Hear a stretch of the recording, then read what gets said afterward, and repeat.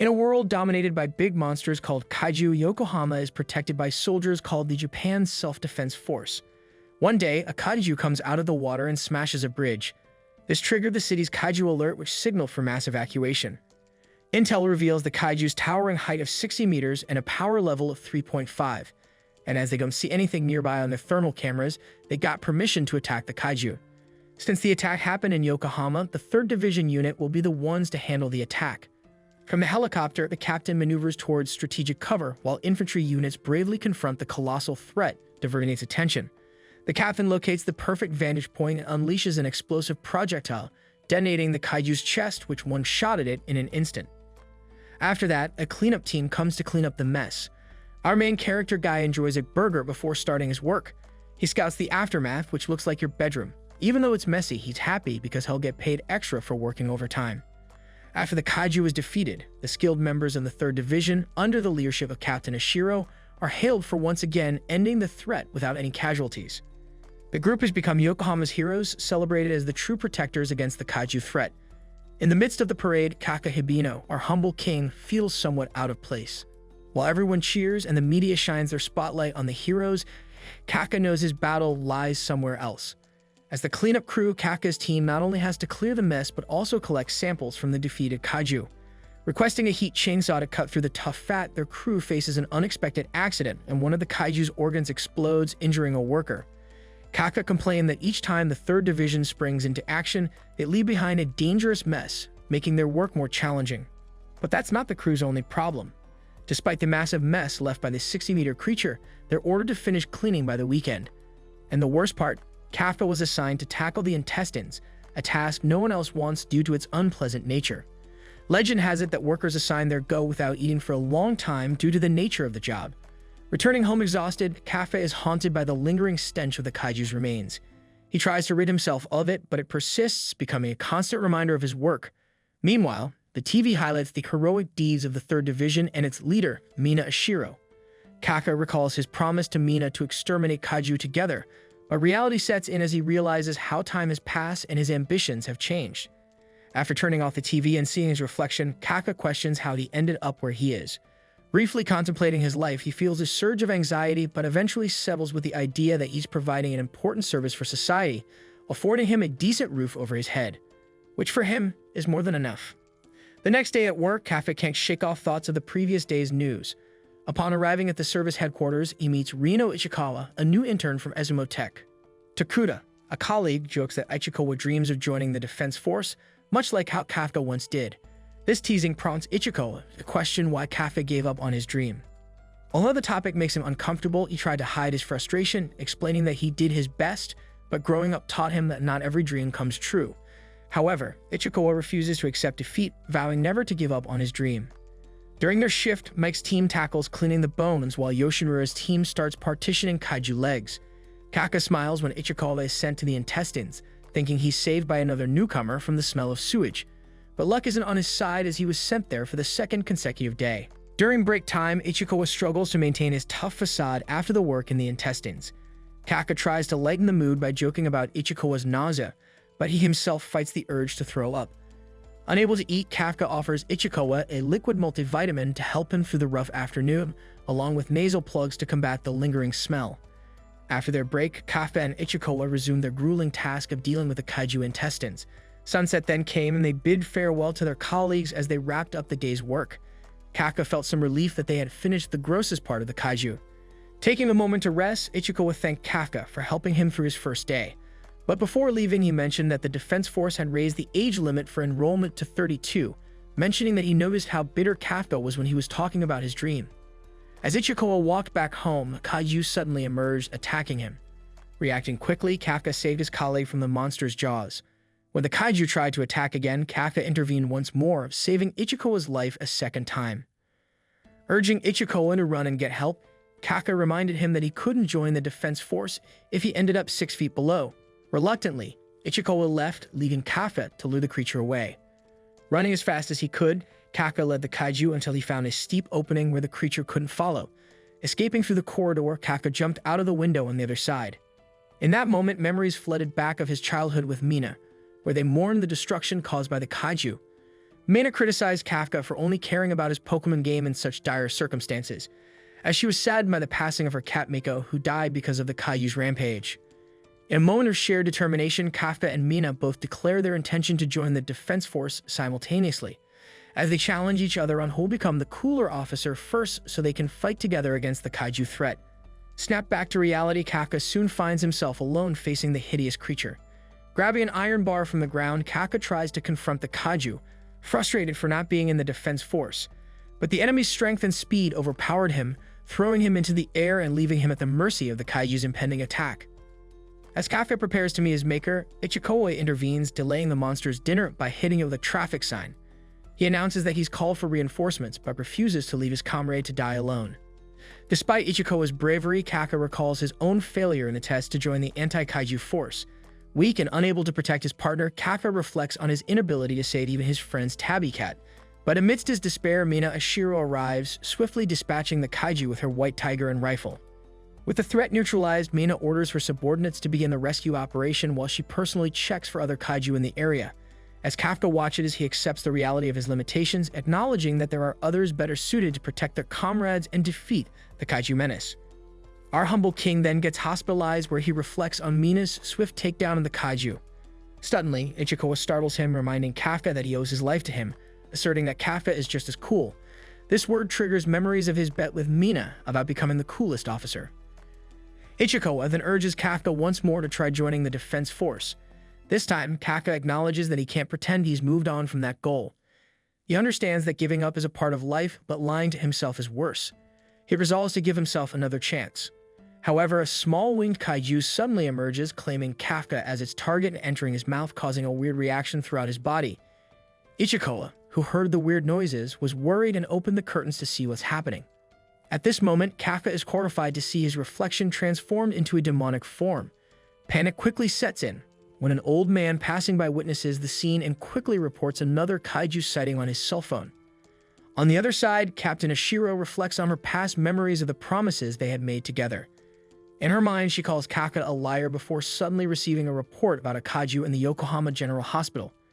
Returning to a childhood memory, Mina teased Kafka for his corny speech, saying that he'll protect her no matter what. Despite teasing him for his speech, she promised not to tell anyone, believing that when they're together, they have no reason to be afraid of anything. In the present, the captain of the 3rd Division of the Defense Force, Mina alerted her subordinates to a Kaiju sighting inside a hospital, emphasizing the need to defeat it before anyone got hurt. The state units also reported a small Kaiju nearby, warning citizens to seek shelter or stay indoors. Meanwhile, Kafka caused chaos in the hospital, frightening an old man. Ichikawa tried to lighten the mood by asking him to smile, but it backfired when the old man fainted on the spot. As Kafka reached out to check on him, he accidentally caused the entire structure to collapse. As the noise attracted other patients, they soon discovered the presence of the Kaiju. Ichikawa assumed the defense force was on its way, so Kafka ran to the window in an attempt to escape. However, despite their reluctance, they knew they had no choice but to jump. Meanwhile, defense units were en route to the South Yokohama General Hospital, where the Kaiju was located. However, they quickly got information that the Kaiju was heading towards an evacuated area nearby. As Kafka and Ichikawa ran for their lives, Ichikawa couldn't help but wonder how Kafka had transformed into a Kaiju. He questioned Kafka's identity, but the beautiful form Kafka had taken left himself uncertain of his own identity. Suddenly, the Kaiju's tongue snatched a bird without Kafka's consent and consumed it before reverting back to his initial form. However, he quickly found himself in urgent need of relieving himself.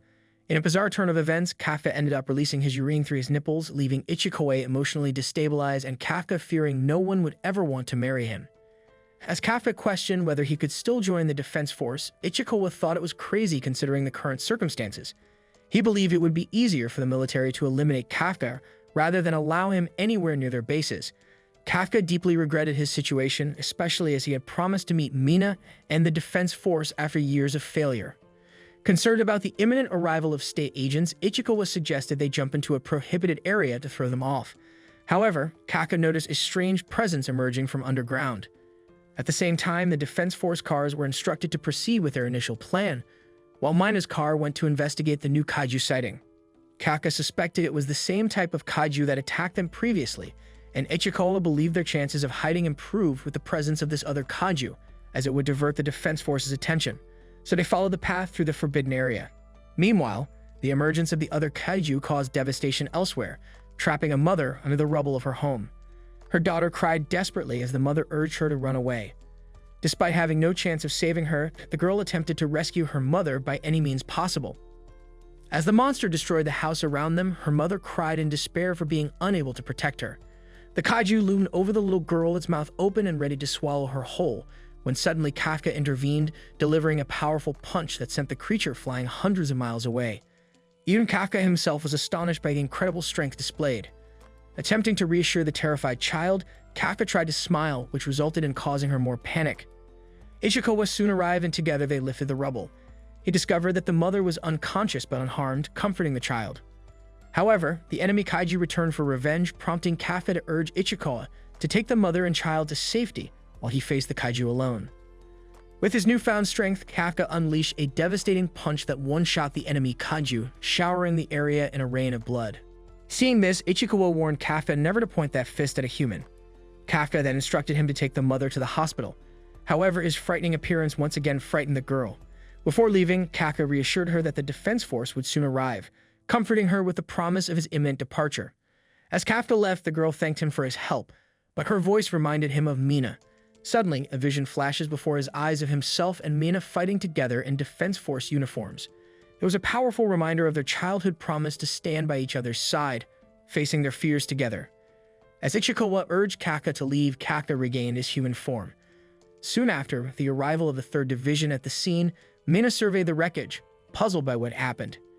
Approaching the surviving child, she questioned her about the Kaiju, causing the girl to cry as she recalled the terrifying experience of nearly being swallowed.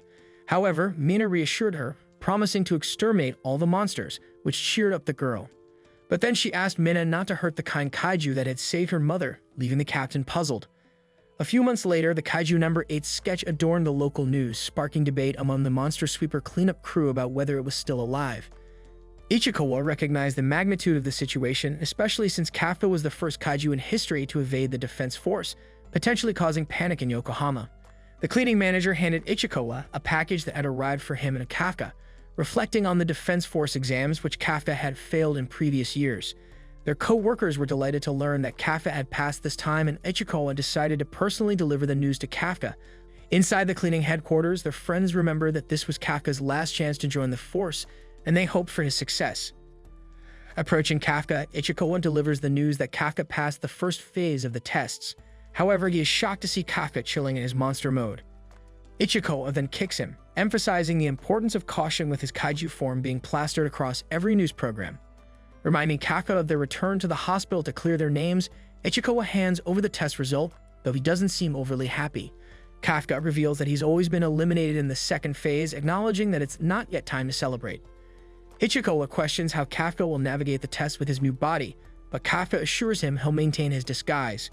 Despite officials being scattered everywhere during the 2nd phase, Kafka is determined to participate, given that this is his last chance after dedicating much of his life to it. Ichikawa remarks that they may become rivals in the test at some point. However, when Kafka struggles to open a bottle, Ichikawa's annoyance grows, causing him to doubt Kafka's ability to take the test. Nevertheless, Kafka firmly assures him that everything will be fine. As Ichikawa leaves, Kafka tries to process everything that's happened and returns to his human form to prepare for the exam. 10 days later, the 2nd phase of the Defense Force exam takes place at the Tokyo building. As Ichikawa arrives at the Tachikawa base, he's impressed by its size, having only visited the Kumageya base before. Kafka explains that they share the area with a Defense Force garrison and both bases collaborate when needed, especially for incidents on the west side of Tokyo. As candidates gather, Kafka feels intimidated by the younger and seemingly better prepared competitors. However, his nerves are interrupted when a girl approaches him, referring to him as an old man. It takes Kafka a moment to realize she's talking about him, and he defensively asserts that he's not old. The girl's request for him to move his car escalates into an argument, with Kafka insisting there are plenty of empty spaces. However, the girl claims that her lucky number for the day is 5, making her determined to park in space 55. Growing impatient with her superstitious insistence, Kafka watches in horror as the girl activates her uniform, gaining superhuman strength to lift his car with just one hand. Shocked, Kafka and Ichikawa can only watch as she effortlessly tosses the monster sweeper vent aside, leaving Kafka in a panic over the damaged company vehicle. When Ichikawa asks the girl who she is, she introduces herself as candidate number 2016, Kekoru Shinomiya, revealing her hobby in exterminating kaiju. Recognizing the surname Shinomiya, Ichikawa is taken aback. As the girl approaches Kafka once more, she bluntly tells him he smells like a kaiju. Seeing this, Ichikawa quickly clarifies that they're part of the kaiju disposal unit, but Kekoru continues to be shocked when Kafka effortlessly lifts his truck. Assuming he must have a hidden power suit, she introduces herself as candidate number 2016 and vows to outperform Kafka. Kafka, as examinee number 2032, dramatically introduces himself, but his cool demeanor is interrupted when he realizes his parking spot was taken by Kekoru's butler. Despite Kekoru's initial boredom with the exam, she now finds it interesting seeing Kafka as her rival. Ichikawa is furious with Kafka for using his powers, but Kafka argues that he only transformed the part Kekoru couldn't see. They then dismiss some guards' concerns about loud noises, but Ichikawa continues to warn Kafka that he'll send him home if he pulls any more stunts. The first phase of the test then starts. Determined not to give up this last chance to stand by Mina, Kafka struggles during the exam despite his training and daily physical work. He also finds it difficult to keep up, but he refuses to give up. The scene then flashes back to moments ago when Ichikawa explains the second stage of the exam, which consists of a fitness test and an aptitude test. While they can't change their aptitude, they must aim for the best grades in the fitness test. However, Kafka struggles significantly as he was always below average, but now it's even worse. Falling behind, Kafka wonders if people truly become this weak after turning 30, contemplating his life choices. Unfortunately, Kafka performed poorly, receiving a rank of 219 out of 225. Kekoru, on the other hand, brags about her success and reveals her 5th place rank and mocks Kafka. Kafka then reflects on his earlier dramatic declaration for Kekoru to remember his name, wishing she would forget about it. Ichikawa, however, is relieved that Kafka refrained from using his powers, but Kafka then explains that it wouldn't have been fair since everyone worked hard to be there, only saying it to sound cool. Deep down, he regrets not using his powers, believing he would have performed better. Meanwhile, elsewhere, Mina reviews this year's applicants. Her subordinate assumes she won't care given her focus on kaiju elimination, but he's surprised when she expresses a little bit of interest. Moving back to our humble king, where Ichikawa mentions a candidate named Izumo, who graduated at the top of his class and is highly promising and ranks 2nd in this test. They then mention the 3rd-ranked candidate Iharu, who is known as the valedictorian of a prestigious university. The top-ranked candidate is Kaguraji, the rising star of the Japan Ground Self-Defense Force. However, they're not the only exceptional candidates this year, because most of the candidates this year are from top universities, which explains why Kafka ranks so low. Ichikawa then elaborates that even among these strong candidates, there's one candidate that everyone is watching, Kekoru. Graduating from the California Neutralization College at just 16 and skipping many grades, she became the youngest candidate here. Kafka then admits to her that he had no idea she was so amazing, but his attempt to approach her quickly results in a beating from her bodyguards. Kekoru laughs at Kafka as she once again outshines him, but Kafka vows to surpass her too.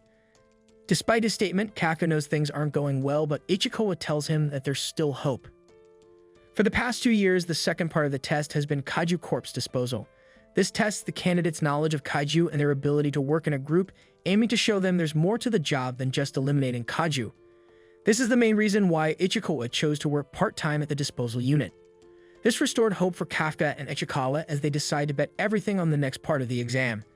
At the second training area, Vice Captain Hoshina of the 3rd Division introduces himself.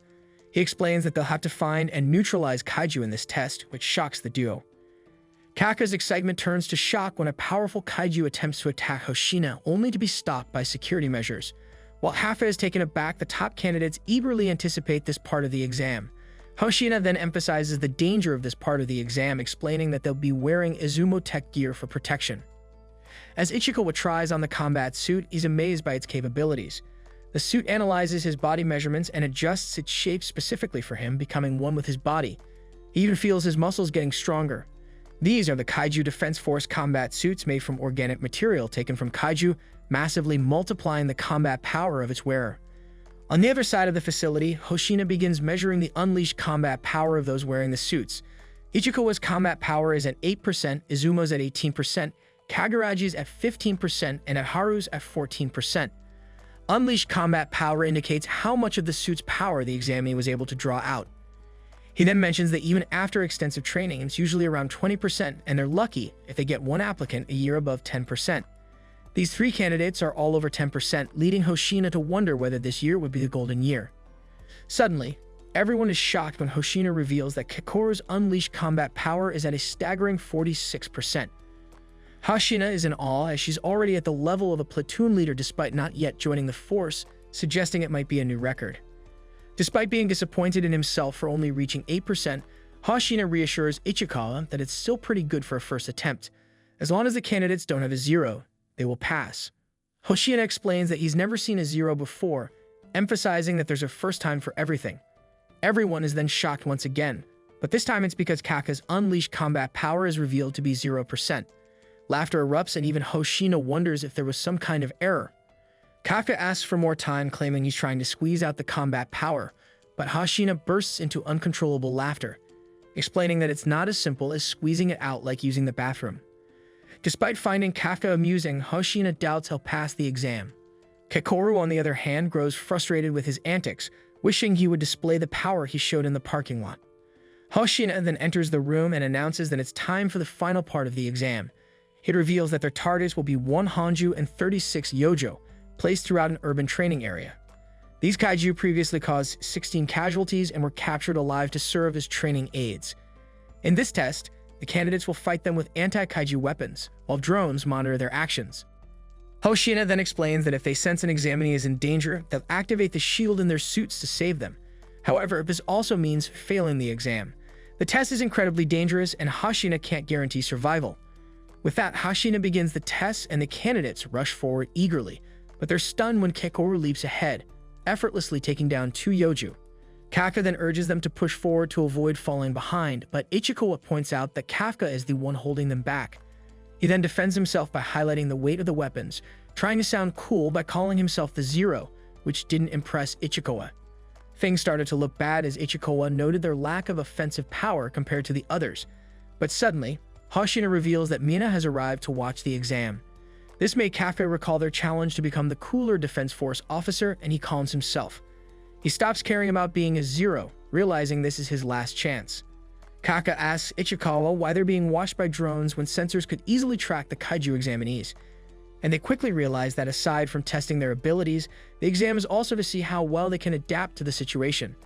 Acknowledging their lack of offensive capability, they understand they should focus on supporting the attackers. Doing the best they can, Kafka and Ichikawa find a nearby fight to assist. He recognizes the Yoju from one of his cleanups and remembers that stun grenades are effective against it due to its weak eyesight but strong hearing. They deafen it with the grenades and tells Izumo to target its stomach, successfully defeating it. The other candidates then thank Kafka for his support, but he is upset because they called him Kakoru's groupie. In the observation room, they take notice of Kafka and Ichikawa's actions. Kafka then reminds Ichikawa that they dissected more Kaiju bodies than they can count, feeling confident in their knowledge.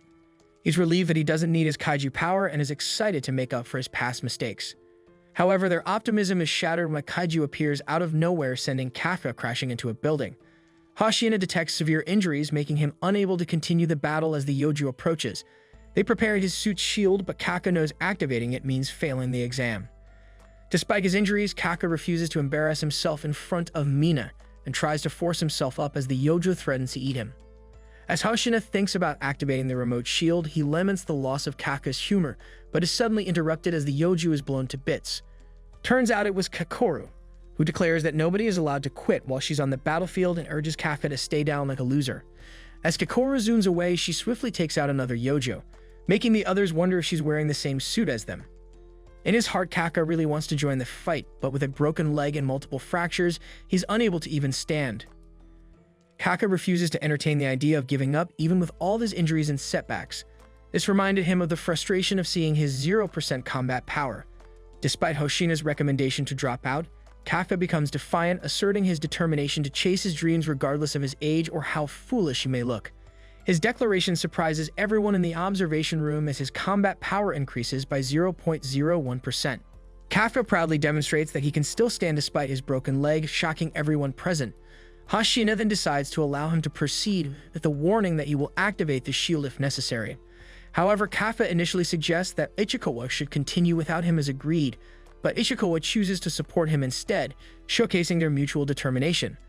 Though embarrassed, Ichikawa carries Kafka, who relies on his knowledge to handle the approaching threats. As they move forward, Kafka instructs Ichikawa to follow Kikoru's lead, impressed by his friend's speed. However, Kikoru continues to dominate the battlefield, leaving the others disappointed that they cannot assist. Konami announces Kikoru's success in eliminating the last Yoju and is currently engaging the Hanju. With a grenade, Kikoru agitates the Hanju, positioning herself perfectly to defeat it. This sight leaves everyone stunned, including Hoshina, who marvels at Kikoru's immense power. The exam concludes swiftly, with no casualties, thanks to Kikoru's exceptional performance. Mina is impressed by Kikoru's capabilities, while Hoshina is shocked by her performance. As the exam ends, Hoshina reflects on the unexpected outcome, attributing it to Kikoru's remarkable skills. Known as director Shinomiya's daughter, Kikoru's exceptional performance doesn't surprise Hoshina, who believes she'll become a significant figure in the defense force. Meanwhile, Kikoru hopes to make her father proud with her flawless battlefield performance. However, their focus is shattered when a strange entity suddenly appears behind Kikoru, giving her a backshot. Shockingly, the fallen Kaiju begins to move again, causing further chaos. Kikoru, on the other hand, narrowly protects her heart by concentrating her shield. But she is alarmed when the mysterious creature starts to speak and displays intelligence. Identifying it as a Kaiju, she tries to attack, only to be swiftly and brutally struck back multiple times, causing her more pain. In the other room, Konami observes Kikoru's deteriorating condition, noting the live signals from the revived Kaiju and the heightened fortitude of the Hanju. The situation quickly escalates as Mina orders the activation of all remote shields for the examinees and the recall of some drones. Realizing the gravity of the threat, Hoshina acknowledges that only a few are capable of swiftly defeating such a powerful Hanju. But despite the evacuation order, Kikoru refuses to retreat, determined to stop the creature herself and prevent further casualties. She continues to use her suit to slow down the bleeding and continues the fight. As Kikoru struggles against the Hanju, her father's words echo in her mind, reminding her of the relentless pursuit of perfection she's gone through. Despite being knocked aside by the Hanju and barely able to move, Kikoru refuses to accept defeat. Flashbacks then reveal her past, where her father's expectations and focus on improvement weighed heavily on her. Determined to live up to his standards and to honor her late mother, Kikoru fights back even with just one arm functioning. However, all the damage starts to wear her down and she screams in pain. Meanwhile, a drone detects the Hanju's regenerated offensive organ, which they've already removed previously. As the Hanju prepares a devastating attack, Kikoru, accepting her fate, apologizes to her father for not meeting his expectations. However, in a surprising turn of events, Kaka appears beside Kikoru, offering words of encouragement and admiration for her efforts. Kikoru is stunned by his presence, and despite the proximity to the Hanju's attack, she remains unharmed. Kaka reassures Kikoru that she has done well in buying time for the evacuation and tells her that he will take care of the rest. A few minutes ago, as chaos ensues with the mass evacuation, Kageguri impresses Izumo by organizing the process using flares. Meanwhile, Kafka and Ichikawa are instructed to evacuate with strict orders not to return while Kikoru faces the revived Hanju. But despite this, Kaka disappears, which concerns Ichikawa. He quickly rushes back to the main site, realizing that Kaka might really use his powers this time. Back to the present, Kikoru is in shock by Kafka's transformation into a Kaiju, unable to even comprehend how he managed to do so. Kafka then reassures her of his true self and pleads with her not to reveal his secret to the defense force. However, their conversation is interrupted when the Hanju unleashes another laser attack, but Kafka effortlessly deflects it and promises to explain everything later. In the other room, Konami detects an ultra-powerful energy source near the Hanju, which knocks out their communications. Despite the staggering reading of the beast's fortitude at 9.8, Hoshina and Konami are skeptical, assuming the measurement system was damaged by the explosion, stating that if the reading was accurate, it would mark one of the most powerful Kaiju in history. With time running out, Kaka powers up, preparing to deliver a decisive blow. He apologizes to the Hanju before delivering a punch that obliterates the creature, while Kikoru watches in awe as the Hanju's body is scattered everywhere, shocked by Kaka's immense power. As the situation calms down, Kaka begs the defeated Hanju to stop moving, but when it stops moving completely, he assures Kikoru that she's safe now. However, he scolds her for putting herself in danger. Ichikawa soon arrives and scolds Kaka as well, though the argument ends when Kikoru passes out from exhaustion. Not long after, Mina and Hoshina arrive on the scene, puzzled by the extent of the damage caused to the Hanju. Meanwhile, Konami reports that Kikoru, Ichikawa, and Kaka have been safely evacuated. Mina orders an investigation of the area while she and Hoshina deal with the remaining Yoju. Hoshina, however, quickly realizes that the blast resembles one they encountered 3 months prior, prompting him to consider a potential connection. Later, Kaka finds himself back in the hospital, where Ichikawa explains that Kekoru is receiving top-notch treatment. Reflecting back on the exam, Kaka realizes the challenges of competing against exceptional individuals and the constant reminder that someone out there will always surpass you in the things you hold dear. He's grateful for deciding to retake the exam and appreciates Ichikawa's encouragement. However, Mina surprises them with a brief appearance, thanking them for assisting Kekoru and swiftly leaving. Kafka, on the other hand, refrains from calling out to her, deciding to wait for the right moment to talk to her, which is after he becomes an officer. In the medical room, Kekoru has a nightmare about failing to meet her father's expectations, but when she wakes up, she is met with Hoshino, who attributes the exam's success to her defeating the Hanju, albeit with some suspicion. However, Kekoru recalls Kafka's words and confidently claims responsibility for defeating the Hanju. The scene then shifts to a news report detailing the exam incident, noting injuries with 0 fatalities. In a bathroom stall, the mysterious and intelligent Kaiju listens in, disappointed by the lack of fatalities, which is quickly interrupted by a phone call. He then quickly transforms into a human from Kafka's disposal unit, concealing his transformation, while their friends hope that Kafka and Ichikawa are safe after the incident. Once they're back at work, Ichikawa's praise for Kafka at the hospital quickly turns to criticism as Kafka felt terrified of the results and blames Ichikawa for encouraging him to retake the exam. Their argument is interrupted by the arrival of 2 letters, and they agree to open them simultaneously after counting to 3. Kafka, however, is shocked by his exam results. At the Defense Force base, the successful exam candidates gather around, noticing the absence of Kekoru's groupie. The room then falls silent as Kekoru enters, revealing she received the top score. Izumo, on the other hand, initially expected to rank first, but now he sees himself competing for second place. Kaguraji, however, still wants to aim for the top spot despite Izumo's lack of ambition. Itaharu also introduces himself to Ichikawa and wonders about Kaka's absence, assuming he didn't pass. Mina then arrives to commence the introduction ceremony, with Kekoru speaking on behalf of the new officers. She declares their dedication to the Defense Force, but is taken aback when Mina personally thanks her for saving everyone at the exam, feeling that Kafka, who had saved her life and worried about her, should be the one receiving such recognition. Even thinking about it enrages her as she feels humiliated and in need of answers. However, Kaka's late arrival to the ceremony surprises everyone, and it's revealed that he failed the exam, scoring the lowest in fitness and receiving a 0 in aptitude. But during a meeting to discuss who would pass, when Mina was about to mention Kafka, Hoshina suddenly interrupts and decides to take him into his platoon as a cadet. Despite Kaka's low scores, Hoshina acknowledges his battlefield performance, his ability to identify weaknesses, and of course his comedy. Mina then explains Kaka's enrollment as a cadet, followed by Kekoru and the top candidates expressing their approval. Mina then gives a speech about the increasing threat of Kaiju and her determination to lead from the front, acting as both shield and spear for the new officers. However, Kafka, caught up in her speech, loudly declares his determination to stand by her side soon, earning surprise reactions from the others.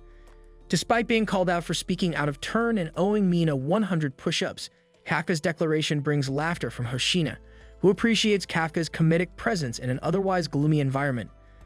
Konami is surprised by Kafka's antics, but Hoshina emphasizes the need for someone like him in their ranks.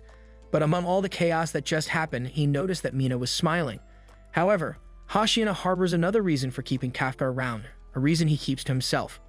This was caused by Hoshina's suspicions about Kafka when he noticed that Kafka's vitals stopped coming in at the same time as the detection of the 9.8 fortified Kaiju. Despite his concerns, Hoshina decides to keep Kafka close to him to investigate further. Meanwhile, everyone cheers as Kafka completes his 100 push-ups, and Kekoru asks to speak with him privately. Speculation arises about the nature of their conversation, with Kafka assuming it might be a romantic confession or a secretive meeting, which enraged Kekoru. After the ceremony, they met up at a local diner. Kekoru was surprised when Kafka revealed that he had ingested a kaiju, which enabled him to transform. This prompted Kafka to consider revealing the truth to the Defense Force in hopes of finding a cure. But Kekoru, however, warns him against it, fearing the consequences of Kafka's condition being discovered. She then shares rumors about the fate of powerful kaijus after defeat, which were turned into weapons, further emphasizing the dangers Kafka would face if his secret were exposed. Agreeing to keep Kafka's secret, Kekoru warns him that if he ever poses a threat to humanity, she will not hesitate to end his life, prompting Kafka to accept her conditions, trusting her to make the right decision if the need arises. Training then continues, and Ichikawa impresses everyone with his performance, completing the exercise in just over 2.5 minutes with an unleashed combat power of 18%. A Haruo who doesn't want to be beaten by Ichikawa finishes in just 2 minutes and 15 seconds with a combat power of 20%. However, the most astounding performance comes from Keikoru, who finishes the exercise in an astonishing 1 minute and 15 seconds, boasting an unleashed combat power of 55%. Her incredible performance leaves everyone stunned, with Kaguraji and Izumo feeling motivated to improve their own abilities in the face of Keikoru's dominance. As the tough guys stared at each other, the room got really quiet. But then Kafka, who looked really tired, finished the exercise super slow, taking 6 whole minutes. Surprisingly, he only got unleashed 1% of his combat score, which wasn't great, but he still showed off to Keikoru. Hoshina, however, told him that he'd probably get kicked out in 3 months if he didn't improve. Before finishing, Hoshina made them all run 10 laps and added 5 more due to their initial complaint. Secretly, he was happy as everyone seemed to have rivals and wanted to do better than each other. After the tough run, they took a bath together, where they talked about muscles and joked about Kaka's huge belly, causing him to challenge everyone to an arm wrestling match. But before they could do anything, Kaguraji suddenly showed up with big muscles that made them all feel small. Meanwhile, in the laundry room, the girls were surprised to see Captain Mina Ashiro there. They're all in awe as she looked really fit. When Mina noticed this, Keikoru told her that she admired her and wondered how she got those muscles. Suddenly, Mina invited Keikoru to stand next to her for her workout demonstration. Later, in the bathhouse, the guys talked about why they joined the defense force, starting with a Haru who said that he wanted to be a hero like Captain Mina Ashiro, who had saved him when he was in middle school. Turns out, all the guys shared the same dream of becoming heroes inspired by Captain Mina Ashiro. Kafka was amazed at how she inspired so many people, and Ichikawa called her their generation's superhero. When the guys asked Kafka why join the forces, they were shocked to learn that they were childhood friends who made a promise to each other. But when Kafka tried to sneak away, the guys stopped him and demanded to hear the rest of his story. After the girls' bath, Keikoru found that all the guys passed out and learned that they'd spent too much time talking in the bath due to them discussing Mina. After learning this, she called them stupid and left. In the following days, the class continued with more training exercises and then growing closer as a team. However, during a run, Kafka fell behind, but Ichikawa and the others helped him keep going. One night, Kafka stayed up to work harder, but was discovered by Hoshina, who warned him about the importance of sleep. He then hinted about Mina, which he had heard from someone, causing Kafka to reveal his promise to fight alongside Mina. Hoshina then teased him to not try to steal his spot as vice captain. But despite his words, Kafka remained determined to make his dream come true. Before leaving, he also warned Kafka to not get attached to anyone in this field, as people come and go unexpectedly during missions. He then gave him the keys and gave him a 2-hour limit. But suddenly an alarm sounded, signaling their first mission. Hoshina's earlier warning quickly became evident as Kafka prepared to face the challenges ahead. Konami gives Mina an update and tells her that the area around them is being evacuated. The status of the town is very chaotic, with lots of people waiting for evacuation buses. However, the defense force is teaming up with another group to build a command post nearby. They soon got a report about the Hanju, who popped up from underground, which has grown even bigger and brought along a bunch of Yoju. Mina, however, decides to handle the Hanju on her own, trying to find a sniping spot, and wishes luck to everyone as they head out for their first mission. Hoshina then announces it's time to hunt Kaiju, and Ichikawa still tries to grasp that it's their first mission. Keikoru, on the other hand, stares at Kafka in disbelief, still coming to terms with him being Kaiju No.Eight. She hopes that he won't let her down, but at the same time he's close to throwing up from nerves. Not long after, at the neutralization area, Kafka and the others in Hoshina's platoon get their first look at the giant monster. Hoshina then explains that Mina's unit will handle the Hanju if they need to deal with the Yoju it's spawning. As new recruits, they're placed at the back of the fight, while also being the last line of defense. With everyone focused on the mission, Hoshina prepares to begin. He reminds them that their training scores won't save lives on the battlefield and that it's time to show what they can do for real. Hearing this, all the guys get pumped up, eager to prove themselves, and Hoshina encourages them to enjoy the moment. As the civilian evacuation completes and Mina positions herself, Kafka communicates with Ichikawa. He knows he needs to prove himself during this mission, remembering Hoshina's doubts about him lasting even 3 months. Despite his nerves, Kafka feels an unexpected excitement with Ichikawa, reminding that this has been the job they've always wanted. When the first Yoju arrive in their area, everyone leaps into action heroically. However, Kafka was left alone, descending the building slowly. Meanwhile, Mina sets up at her sniper point, ready for action, while another group initiates the plan to draw the Hanju away, starting the battle. However, Kafka is surprised at his own calmness in the midst of it all. He starts to feel the benefits of his suit and confidently unleashes his combat power. Unfortunately, he gets wrecked by a Yoju, as his power is still just 1%. Kekoru then tells him that he's too far up front and should stay at the rear. Seeing this, some of the veterans are annoyed by the rookies, wishing they'd just hide and not get in the way, as they decided to be cautious and wait for the front lines to figure out the Yoju's weak spots. However, they're shocked when Kekoru starts taking out the monsters herself. Refusing to sit around and wait, she attacks anything that looks like it might be a weak spot. Kekoru's impressive display of power stuns the veterans, as it's unusual for rookies to show such strength. Kaka then tells her that she did a good job, making her blush, but she is even more annoyed when her suit announces an increase in her heart rate. Nearby, the rest of the group works together to take down a Yoju, but Eharu is shocked when he sees Ichikawa take down one by himself. Ichikawa, however, explains that he switched out the burst rounds in his rifle for freeze rounds to slow the Yoju down while fighting, better fit for his style. He is confident that if he masters this technique, he'll be even better at hunting Kaiju. However, this isn't enough for him, as he is determined to keep getting stronger so Kafka won't ever have to transform again. The other top members of the group demonstrate their skills as they eliminate several Yoju themselves. Seeing this, the other platoons can't believe how strong the new recruits are, even surprising the platoon leaders. In the midst of all this, Kaguraji and Izumo compete to see who can eliminate more Kaiju, and one of the platoon leaders activates her mommy mode, drooling over the handsome rookies. She recalls Hoshina informing her about the average unleashed combat power of the new recruits this year, which are higher than the previous years, with a few standouts at the top motivating others to do better. Not long after, reports of Yoju being eliminated keep rolling in, and Kafka is shocked to hear that even Ichikawa and Eharu are advancing forward.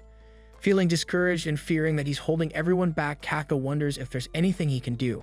However, he remembers that the veterans wanted to wait until they found out the Yoju's weak points, causing him to examine a Yoju corpse, deciding to fight in his own way. Others are shocked when they see Kafka knee-deep in the corpse, dismantling it. But despite his 1% combat power, he felt that the suit made it easier for him to take apart the Kaiju body. Kafka even thought that these suits could be useful in the cleaning industry. He soon recognizes the Kaiju's structure, but notices the core isn't in its usual place for a fumble-type monster. Searching around, Kafka finds the core and informs Hoshina that the Yoju's core is at the base of the neck. He also tells Hoshina the best way to attack it for those with weaker attack power. But most importantly, Kafka discovers that these Yoju have reproductive organs, identifying the white bumpy things on their rear, mentioning that if these aren't destroyed, the corpses might spawn new Kaiju. Hoshina is amazed by Kafka's work and instructs Konami to spread the news. He commands Kafka once again, while Kafka is stunned to actually be helping the defense force. Kafka then rushes off to neutralize the bodies of the defeated Kaiju, vowing to do whatever it takes to stand by Mina's side. Suddenly, he stops as a large explosion occurs behind him, signaling the start of the main attack on the Hanju. Turns out, the Hanju has been lured to a designated area, and the other platoons use suppressing fire to keep it in place. Mina then breaks out her giant weapon and prepares to fire it, ensuring everyone is at a safe distance. Given the permission to fire, Mina thinks about her promise with Kafka and prepares to show him how far she has come. The immense power she unleashes destroys the ground beneath her feet, and her suit announces her unleashed combat power is an incredible 96%. Hoshina also watches, hoping Kafka is paying close attention to the power of the person he aims to stand beside. Mina then fires her weapon, and the insanely powerful attack one-shots the gigantic Hanju. After the Hanju's core is exposed, Mina loads another round into her weapon and fires again, destroying even more of the Hanju. Konami announces that its vitals have disappeared as the Hanju collapses. This amazed everyone, but they're all shocked when Mina loads a third round into her weapon. Mina proceeds to fire a third time, and Konami announces that the Hanju has stopped moving completely. They are more confused when Mina loads a fourth round into her weapon, showcasing her relentless determination and incredible power. Konami, however, points out that the Hanju is already down, but Mina still insists on firing again. With the order given, Mina shoots at the monster once more, while Kafka watches in total admiration. Hoshina soon arrives and questions whether Kafka is ready to give up on his goal. He tells him that standing by Mina's side means matching her incredible strength, which even Hoshina admits he can't do. He reveals that his combat power is not as strong as hers when it comes to long-range weapons, so he can't take down the giant ones like she can. However, it's a totally different case when it comes to smaller and mid-sized Kaiju. Suddenly, a Kaiju appears behind Hoshina, but in a swift movement, Hoshina slices the Yoju to pieces, continuing to declare himself better than Mina when it comes to monsters of this size. This amazes Kafka, who was unable to follow Hoshina's attack. Hoshina continues by explaining that his family has been a clan of Kaiju hunters for generations. He elaborates that the captain and vice captain are the force's most powerful members, which is why they are given special equipment tailored to their fighting styles. Mina then informs Hoshina that the Hanju is down, so Hoshina tells Kafka that the real challenge is about to begin. Confused, Kafka questions how the Hanju is already defeated. Hoshina, however, reminds him that the real problem lies in the countless Yoju still alive inside its corpse. And as the swarm of Yoju emerges, Hoshina assures everyone that once they eliminate the remaining creatures, they can head home. Hearing this, the veterans taunt the rookies, wanting to show that fighting is more than just about combat power. Despite Mami Nakanoshima suggesting that Kaguraji and Izumo leave it to the veterans, they are still eager to join the fight. Konami observes the new recruits and notices that they're growing tired with their combat power and endurance slowly reducing. Hoshina also acknowledges that it's a challenging mission, but overcoming it will propel them to the next level. He explains that most officers start their careers with combat power between 20 and 30%, but only a few surpass that and become captains. Out of all the new recruits, Kakoru is the only one who's reached that level, but Hoshina continues by mentioning that Ichikawa might also be capable of doing so. We then witness Ichikawa taking down another Yoju, leaving Iharu furious as he had dedicated years to training at a prestigious technical college, not wanting to lose to Ichikawa. Just then, they receive word of more Yoju spotted nearby, prompting them to head to the front lines. As they arrive, Ichikawa is surprised to see someone from the monster cleaning company. Wondering why a cleaner is present, he explains that their services won't be needed for now, but their words fall on deaf ears. The mysterious individual mumbles to himself, disappointed that the reproductive organs he implanted in the Yoju have been destroyed, and ponders how they were discovered. This causes him to speculate that someone within the force may have knowledge about Kaijus. With his disfigured face, the individual turns to them, while wondering if they knew anything about the incident. Nearby, the cleaning crew members try to catch sight of Kafka and Ichikawa, but they're too far away. All they can see is the massive corpse of the Kaiju, which caused multiple cleaning companies from nearby cities to be called to the scene. However, they soon notice that the new recruit is missing. Back on the ground, Ichikawa urges the cleaner to seek safety, but the individual unexpectedly launches an attack that pierces through Iharu's chest. It becomes evident that their enemy is a Kaiju, though Ichikawa is confused as he's only heard of Kafka as a humanoid Kaiju. Intent on not leaving empty-handed, the Kaiju aims to take a sample of a Defense Force officer. Ichikawa attempts to alert Hoshina about the humanoid Kaiju, but the monster reveals that he's devised a method to remain undetected within the area, rendering their communication devices useless. Beginning to attack, the Kaiju inflicts severe damage on Ichikawa, who's baffled by the monster's ability to breach his suit's defenses. But they soon remember when Kakoru had briefed the group about this monster's tactics, advising them to focus on his fingers to anticipate his attacks. Ichikawa's quick thinking enables him to dodge the monster's assaults, surprising both the Kaiju and Iharu. Despite Ichikawa's efforts to persuade him to seek help, Iharu refuses to be protected by others. However, Ichikawa rescues him from another attack, continuing to urge him to flee. Recognizing the gravity of the situation, Iharu retreats as the monster draws near. Though terrified, Ichikawa resolves to protect those he cares about, aspiring to be the Defense Force officer he aspires to be. Ichikawa engages the monster, with his sole objective being to buy enough time for Iharu to escape. As Iharu flees, he's surprised by Ichikawa's transformation into a formidable fighter, unable to comprehend how he's suddenly so good at combat. Reflecting on their training, Iharu recalls being warned about hitting a growth block in combat power, typically occurring around 20 to 30%, with only a select few overcoming it. Frustrated by his own being stuck at 20%. Ever since he was saved by Mina, Iharu has only thought about becoming stronger, but he becomes frustrated since Ichikawa was able to surpass him easily. Meanwhile, the monster detects that Ichikawa possesses knowledge about him and launches an attack, but Iharu suddenly comes back despite his injuries. Puzzled by Iharu's return, Ichikawa questions his motives. However, Iharu realizes that his resentment isn't directed at Ichikawa, but at himself for remaining unchanged since his rescue, as he is still relying on others for his life. He then asserts that Ichikawa won't be rescuing him and resolves to fight alongside him. The monster, perplexed by their interaction, soon realizes their attempt to escape is futile within his domain. Forced to fight, Iharu strategizes to create openings for Ichikawa's attacks. Using a conductor round, Iharu surprises the monster, neutralizing its movements. But despite the monster's focus on targeting Iharu, he evades its attacks with his newfound determination, having learned from his previous encounter. Immobilized by Iharu's conductor round, the monster becomes vulnerable to Ichikawa's attack. Ichikawa then channels his maximum combat power and unleashes a devastating assault, hoping for strength surpassing even Kikoru and Hoshina. However, when the smoke clears, they are horrified to find a wall of corpses, from which the monster emerges unscathed, swiftly striking Ichikawa, piercing his body with multiple attacks. Elsewhere, Hoshina receives news of the communication loss with Ichikawa, sparking concern among his comrades. As Kafka and Kikoru regroup, they notice movement among the corpses, indicating the presence of the monster from the exam.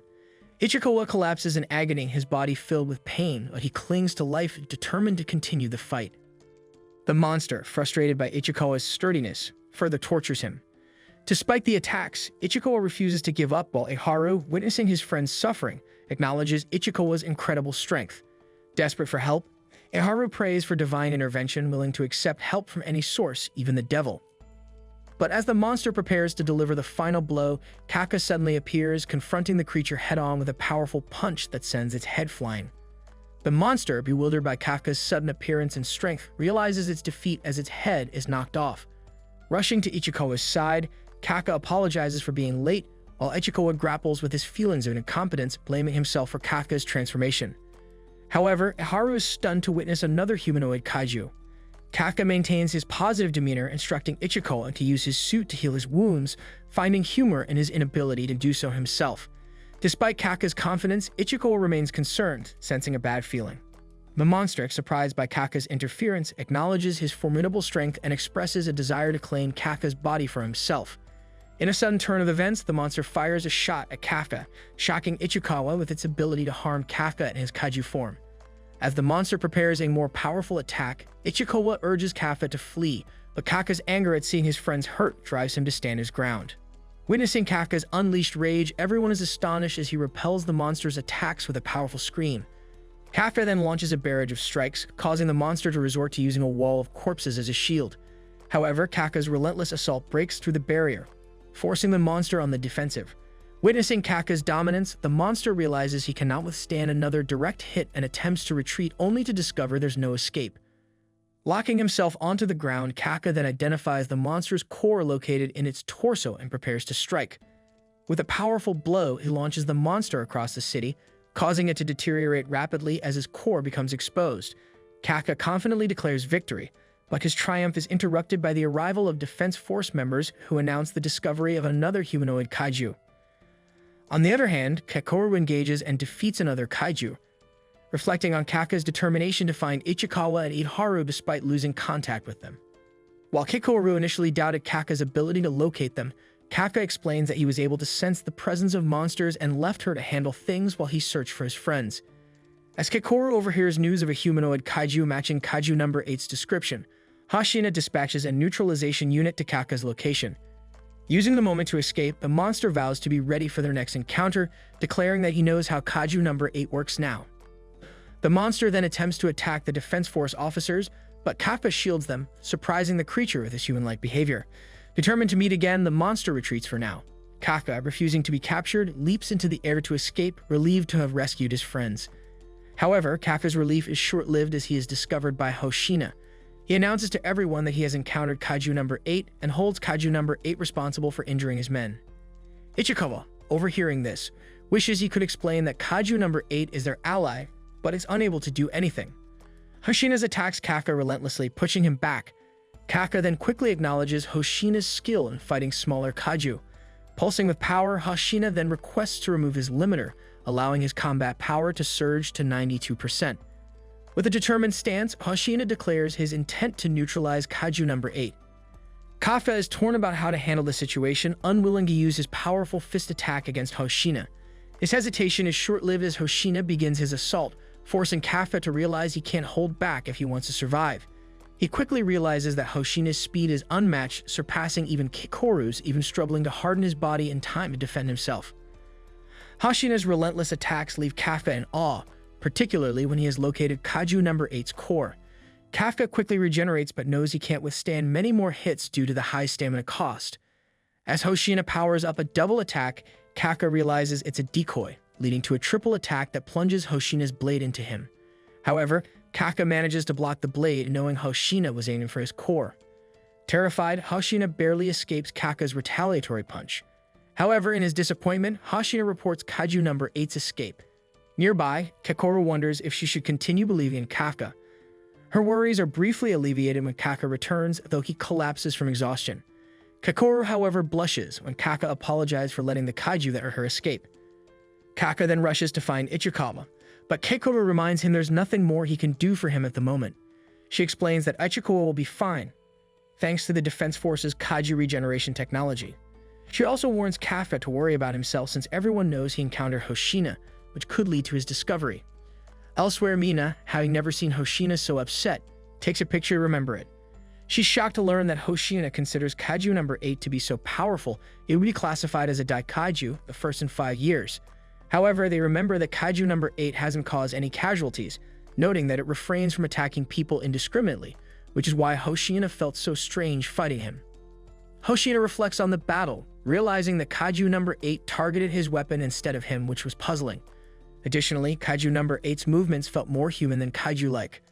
Mina, however, instructs Hoshina to rest and emphasizes that regardless of the Kaiju's nature, their job is to eliminate it. The captains are then informed that the humanoid Kaiju from the exam was also found in a humanoid form, adding to their horror.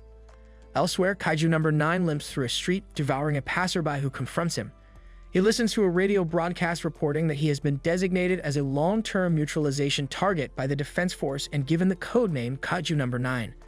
But his focus remains on eliminating Kaiju No.Eight as he plans to stay hidden until he gets used to his new human form. At the hospital, Kafka is relieved to see Ichikawa awake. Ichikawa is equally glad to see Kafka, but Kafka insists that should have been his line. Ichikawa then thanks Kafka for saving him, but their other friends are horrified by his words. Ichikawa is confused until he notices Iharu nearby, who questions why Ichikawa is thanking Kafka when it was Kaiju No.Eight who saved them. Kekoru quickly covers up by explaining that Kafka discovered the reproductive organs on the Kaiju, which helped them. As expected, Iharu falls for the explanation and thanks Kafka for that as well. He then reflects on why Kaiju No.Eight saved him and admits that he found the Kaiju pretty cool. Noticing Kafka blushing, Iharu asks why and Kekoru teases Kafka, pointing out that he always has the same dumb look on his face, diffusing the situation with humor. Later, a celebration is held for Ichikawa and Iharu, who have just been released from the hospital. Kafka is stunned when the chefs arrive with a 6th-grade Japanese Wagyu beef, a lavish treat organized by Izumo. He soon finds out that Izumo's family, wealthier than Kekoru's, owns the company that manufactures the Defense Force suits. Hoshina makes a toast commending everyone for their excellent performance on their first mission and encourages them to enjoy the rare break they all have at the same time. The mood is good and Ichikawa notes that he has never seen everyone so happy. However, Hoshina hints that the real fun hasn't even begun yet. Soon, Iharu and Kekoru start bickering over who shows off too much without contributing to the team. Ichikawa attempts to calm them, but Izumo and Kaguraji start arguing as well. Kafka soon joins the chaos, expressing frustration over the suit's effectiveness since he couldn't defeat a single Kaiju alone. Arguments break out all around, but Hoshina observes that Ichikawa has noticed something crucial, which was everyone is discussing the mission, what they lacked, and how they can improve. This realization hits Ichikawa hard as it's not just him, but everyone also wants to get better. Amidst the chaos, Kafka demands respect as an elder, but Kaguraji states he only respects the strong. This leads to Kafka challenging him to an arm wrestling match. The arguments grow even more intense and Konami comments that this is practically a yearly tradition. Outside, Izumo reflects on how long it's been since he last saw the chef, mentioning Izumo's father and how Izumo hasn't seen him since a certain incident. When Izumo notices Kaguraji nearby, he worries that he might have overheard. However, Kaguraji just needs to go to the bathroom and Izumo realizes Kaguraji isn't the nosy type. Back at the party, Hoshina makes an important announcement. He reveals that Kafka saved many people with his knowledge during the mission and is being promoted to a full officer. Everyone is shocked but thrilled, welcoming him to the Defense Force with cheers. The team celebrates Kafka's promotion, affirming their belief that the old dude could do it. Kaguraji doesn't show it on his face, but he is glad to see everyone so happy. He declares that if he can prevent anyone from losing their lives, he will do it. The next day, Mina officially tells Kafka that he is now a full-fledged Defense Force officer. Kafka then declares that he will give his all in the fight, but is shocked when Mina says that he is still a long way from being able to fight by her side. Hearing this, he can't believe that she remembers their promise, and he tells her to just wait. However, he forgets to address her properly, so he owes her another 50 push-ups. Fortunately for Kafka, Mina needs to attend a meeting where Kaiju No.Eight and Kaiju No.9 will be discussed. She then reveals that Hoshina was the one who recommended Kafka for full officer status and hopes that Kafka will live up to his expectations. That night, Kafka stays up late studying but decides to call it a night to avoid being scolded by Hoshina again. He notices a light left on in the training room and is shocked to find Hoshina training so late. There, he witnesses Hoshina moving at incredible speed, and Kafka realizes that he is doing mental imagery training, specifically recreating his battle against Kaiju No.Eight. Kafka's shock quickly gets Hoshina's attention, and Hoshina explains that he's working out a strategy to slice Kaiju No.Eight in half with a single strike next time, which of course terrifies Kafka. Hoshina elaborates that he could have sliced Kaiju No.Eight's head off if he had used Skill 6 instead of Skill 5, which would have cut Kaiju No.Eight and his core into ribbons. This horrifies Kafka even more. He then declares that Kaiju No.Eight cannot be handled by a normal officer, and that Kaiju No.9 is just as strong, so he must be the one to take them both down.